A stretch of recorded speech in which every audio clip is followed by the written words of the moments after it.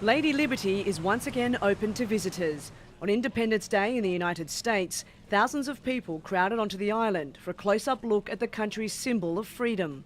When I saw somebody taking their photograph next to the Statue of Liberty for the first time since October, my heart leapt. I was like, oh my gosh, they're back here and I can't wait, and it's wonderful that we can reopen this site to the public. The statue has been closed for the past 8 months after Hurricane Sandy pummeled the east coast. Lady Liberty herself wasn't damaged, but the numerous docks, walkways and surrounding parkland were. It's taken months of repairs and construction work, but the timing of this reopening is no coincidence. As a non-American living in the United States, one of the things that becomes clear very quickly is the sense of patriotism amongst Americans. It's deeply entrenched and it's much stronger than any other country I've been to. The American flag is everywhere. It proudly flies in military cities and bases, outside homes and businesses, and on public transport. And it's often seen wherever there's some kind of tragedy. Natural disasters like floods, wildfires and tornadoes, as well as man-made ones, such as mass shootings and at the site of the 9/11 attacks.